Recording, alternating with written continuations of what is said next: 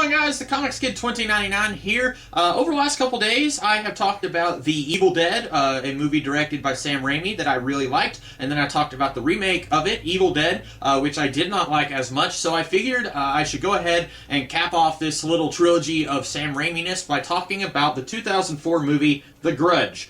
This is a remake of a Japanese movie called, I hope I can pronounce this correctly, Ju-On. This is actually directed by the man who directed that movie. Let me see if I can pronounce this correctly. Takashi Shimizu. He directed Ju-On, the Japanese horror film, and then this is a remake of that. But it's in English. And I bought this based on the strength of Sam Raimi's name. I was under the impression that this was a Sam Raimi movie. Sam Raimi produced it, and probably the extent of his involvement in the movie was getting his brother cast in a minor role, because Ted Raimi is in almost every Sam Raimi movie, but I don't really know how much of this was Sam Raimi, and how much of this was, Takashi Shimizu, how much of it was him just redoing what he had done before. And I have not seen Ju-On, so I don't know if this is an improvement of that story or if this is a decline. I know also a year or two ago there was another remake of The Grudge, and this time I think Sam Raimi actually directed that, although I don't know, I haven't seen that one. So there are quite a few Grudge movies, and I think actually this might be a remake of the second one from the Japanese film series. I think there are more than one in Japan, and I think this movie is actually a remake of the second one.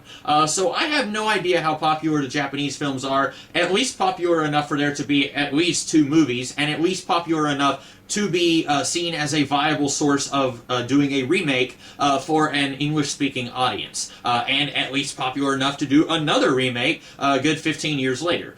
So I'm assuming pretty popular, and I don't get it. I absolutely detest everything about this movie. The first time I watched it was about a month ago, and I don't think I was in the right mindset to watch it. I had just come home from what felt like a really long day. I was tired, and I wasn't fully paying attention to it. I probably should have just waited and watched it on a day when I was more alert and more ready to watch it.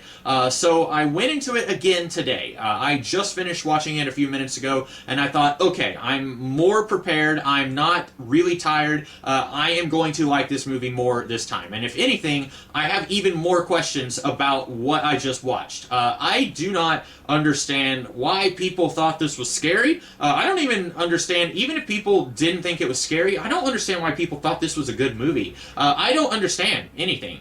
So we start off with Bill Pullman. I want to get that out of the way right now. It is Bill Pullman. If I accidentally say Bill Paxton, it is not the annoying game over guy from Aliens. It is Bill Pullman who is in this movie, the guy from Casper. So he is somewhere, and then he jumps off a balcony. And then we cut to, there is this girl, her name was, I think Yoko. I am sorry. There's a bunch of characters in this movie. I cannot remember her name. It starts with a Y. And anyway, she goes to this house, and Grace Zabriskie is there. And Grace Zabriskie has about a line of dialogue in this movie. So she is about as wasted here as she is in Twin Peaks: The Return. So anyway, Yuko, she, there's a mess all over the place, and she's like, hey, what's going on? And then she gets grabbed by some kind of beastie in a closet, and it pulls her up. And then we cut to Sarah Michelle Gellar, and she is with that one guy from the TV series Roswell, who was also in an episode of Buffy the Vampire Slayer. Spoilers, he was Buffy's friend from a long time ago, and he had some kind of cancer, and he wanted to get turned into a vampire. It's that guy. These two are a couple, and then she is wanting to be a nurse, I think, and then Ted Raimi, he gives her a job of going to Grace Zabriskie's house to fill in for Yoko, because Yoko has gone missing. And so Buffy, she goes there, and then she sees some boy there, and there's something creepy going on, and then Grace Zabriskie has, I think, crawled out of bed, and so Buffy is trying to get her back in bed, and then she turns around, and there's like this black, gooey void there. And then we do a flashback, and we show how Grace Zabriskie moved into this house. And her son is Tom Cruise's creepy cousin, the guy from Lost. If you're watching this, Tom Cruise's creepy cousin, I'm sorry, but you look kind of creepy. And so, anyway, he is married to Clea Duvall, another Buffy the Vampire Slayer alumni. She was the Invisible Girl in that one Season 1 episode. And he also has a sister, and they are moving here because Grace Zabriskie, she needs a better place to live. She doesn't need to go upstairs. That's what they say. The doctor says she doesn't need to be going upstairs. So this is a better place for her to live. And as soon as they move here, Grace Zabriskie almost becomes catatonic, and I'm not really sure I understand why. But then creepy Tom Cruise's cousin and Clea Duvall, they end up getting sucked up into the same closet that the housekeeper later gets sucked up into. And this time we get to see there's a little boy. And I think we saw the little boy with the housekeeper, I think. But the little boy, he's like creepy, like a horror movie monster. He opens his mouth and his tongue is black and his skin is very pale. And it's all very creepy. And then we cut back to the present day. And Ted Raimi comes by the house for some reason. And he's looking for Buffy. He finds her. And at this point, Grace Zabriskie has died. And then the police get involved. And then the police, they find the dead bodies of the creepy guy and Clea Duvall up in the attic, and then we dick around a little bit more, we waste some time, and then Buffy, she starts investigating. At one point, we then cut to creepy Tom Cruise's cousin's sister. She is living somewhere in Japan. All of this takes place in Japan, I should have said. She's living somewhere in Japan, but I don't really know where. Far enough away that she has to call the house to ask how mom is doing. So not close enough that she can just swing by and see how her mom is doing. But I think she's still in Japan, I think. And then she gets killed by this woman that is making frog noises, because apparently that's creepy. And it's like, you know, she's crawling on all fours, and she's pale, and later we find out, I'm just going to go ahead and cut to the very end of the movie. We find out that before creepy Tom Cruise's cousin bought this house for his mom to live in, there was a dual murder-suicide situation that went on here. Bill Pullman was a college professor. I know I'm jumping all over the place. The movie does too, which is why the first time I watched it, I was so confused because I didn't understand what was going on, and I still don't. Bill Pullman is a college professor somewhere in Japan, and there is this woman who is in love with him. He later finds her diary, and she has just written all over this diary that she's in love with this guy. And she is married to this other guy, and she has a kid. And this kid is the one that we are seeing at different points in the movie. At one point, Buffy sees him. At one point, the other housekeeper sees him. At one point, creepy Tom Cruise's cousin sees him. So this boy lived in this house with his mom and his dad. And his dad just goes crazy. He snaps his wife's neck, drowns her and stabs her a whole bunch of times, kills the kid, and then I believe kills himself also. And he hides the body of his wife up in a closet. And later, Bill Pullman, he gets some mail from this woman who has now died. And so he goes to the house to talk to her for some reason. I'm not really sure why. And that's where he discovers the body of the woman. And we find out at some point that basically, if you die with a whole lot of rage in your heart in Japan, then that rage is going to just persist. So if I'm really, really angry and I die in my home, then anyone else who comes to my home is going to die. I don't understand why. I don't know if that's something that Takashi Shimizu, I don't know if that's something he made up. Is that something that's actually part of the cultural lore of Japan? I'm trying to think of a good American version of lore that is like kind of well known, like the Candyman, for example. You know, in the Candyman movie, if you say his name 3 times in a mirror, the Candyman appears. So if somebody who is not a native of America watches the Candyman, are they going to be thinking, hey, is that a weird superstition that exists in America, or is that something that the movie Candyman made up? Obviously, the Candyman is not real, real, but are they going to think that this is based on something real? In the same way, I am not familiar with Japanese customs and Japanese culture, so I don't know, is that a real thing? That if somebody dies, is that a legend in Japan, or is that something that Sam Raimi made up, or is that something that the director of this movie made up? I have no idea. But anyway, everybody who dies in this movie dies because they had the misfortune of setting foot in this house. And none of these people deserve it. And you look at something like one of the Friday the 13th movies, where Jason does not like horny teenagers. And so you have all these camp counselors who are screwing each other left and right, and Jason or Jason's mom kills them because they are breaking the rules of that movie universe. And I have talked about the rules before, whenever I did my video on They, and then whenever I did my video on Sam Raimi's The Evil Dead. I talked a little bit about it there as well.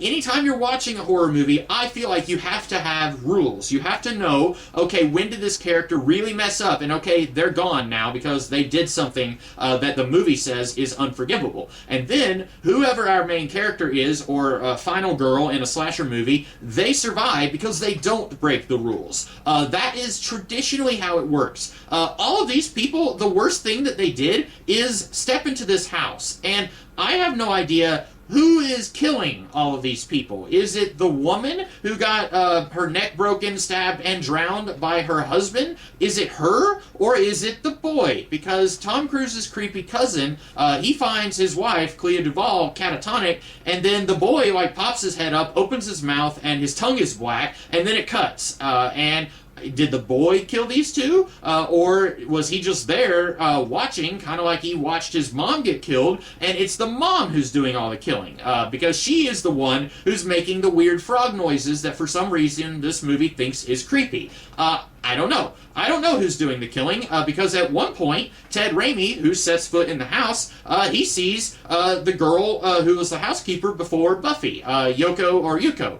He sees her, and then her jaw is missing, because at one point the police found part of a jaw at the crime scene. And so then she's the one who presumably kills Ted Raimi. Again, we don't see him die, but he sees her. So is it just some kind of malevolent demon ghost thing, and it can take the form of whoever and whatever? And so it's not actually the boy's ghost, it's not actually the ghost of the woman, it's just the rage that her husband had, and then she had. Maybe she's enraged because Bill Pullman doesn't want to get with her. Maybe he's enraged because his wife had eyes for another man. Maybe the boy's enraged because he saw his mom die. All of this rage just kind of combines, and then it kills people indiscriminately. Maybe. I don't know. But anyway, I feel like the biggest problem that I have with this movie is we keep jumping around to different points in time. At one point, for some reason, Buffy is able to see Bill Pullman talking to the little boy in the house, and I'm not sure why she's able to see this happen. She sees the murders happen. I don't know why she's able to see any of that.